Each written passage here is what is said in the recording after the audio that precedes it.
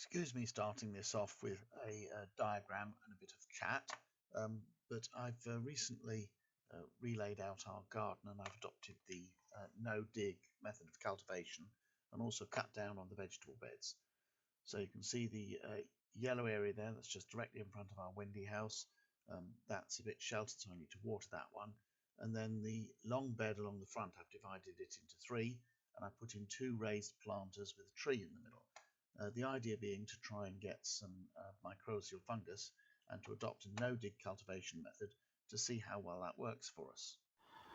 So I've had an overwhelming number of requests, well, from one of my subscribers anyway, to do an introductory video about my vegetable gardening efforts. I'm not sure I'm the best person to do this because I'm not sure how good I am at it, but here we are looking from the bottom of the garden up at the vegetable garden at the top, and as you can see, it doesn't look too bad. It's just a nice lot of greenery stuff. Doesn't look that much different from the other borders, which admittedly have been a bit neglected recently. Let's go up the top and I'll try and explain what I've been trying to do. So one of the things with vegetable gardening and generally gardening for produce is you need to have a plan. And I decided I needed to do something about crop rotation because I cut down the number of bits of my garden I was using for vegetables. So here is the bit which I've been using for salads. Most of the lettuce have now been picked, so I've just put some more lettuce seedlings in.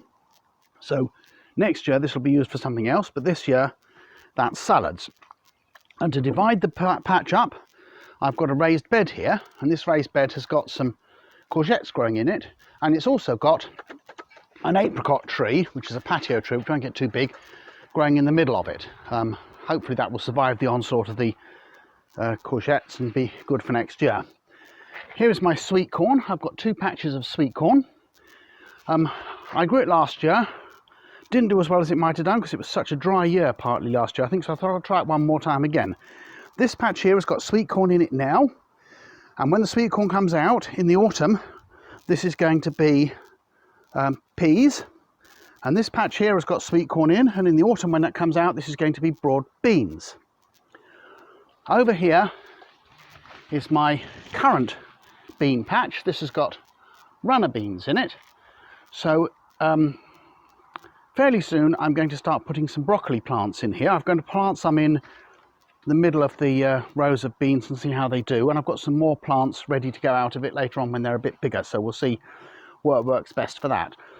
So next year this is going to be my greenery and salad plot. Next summer this plot here will probably be used for root vegetables.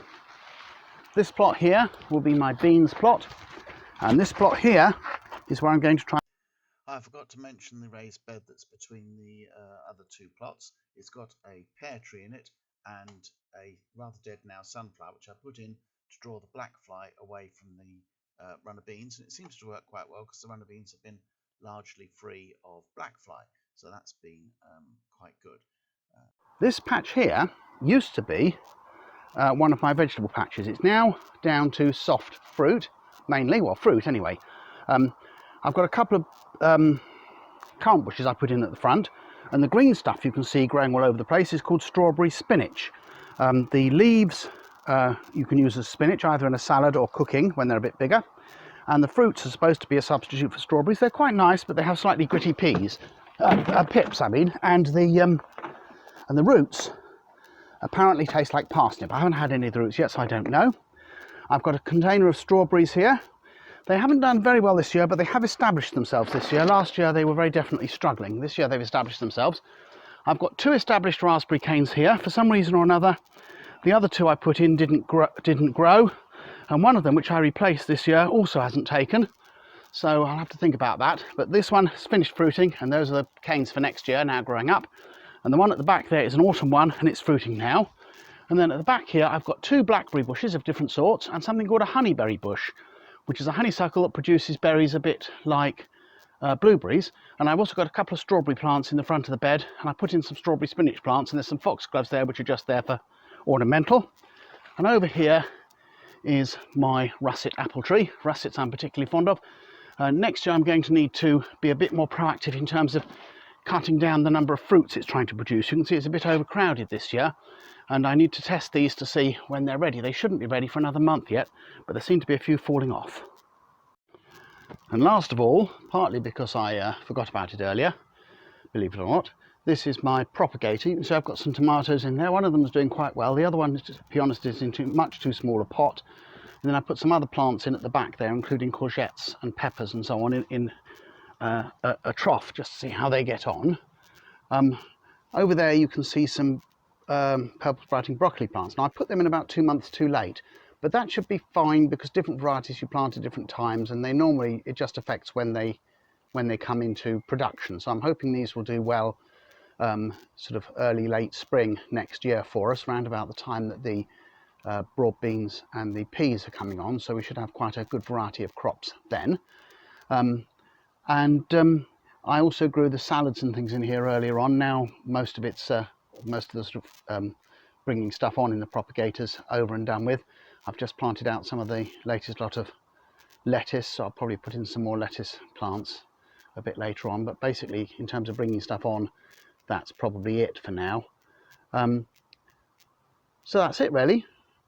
Different things producing different things at different times. That's the idea. Oh, I've got to mention another thing which I was going to say, which is I tend to choose things which are easy to grow, like runner beans, and expensive or difficult to buy. You can buy runner beans in the supermarket, but they're either frozen, which is okay, or they're fresh and they're much too big and stringy because they obviously sell them by the pound, so they want big ones. You're much better off picking them when they're small and tender, so I like to grow my own. And courgettes again,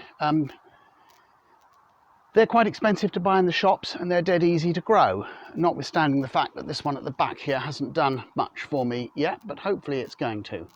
These two have certainly done very well. We've had quite a few courgettes off them and they're still producing. So that's the sort of thing I'll go for. Think of things that you like, which are expensive to buy and easy to grow.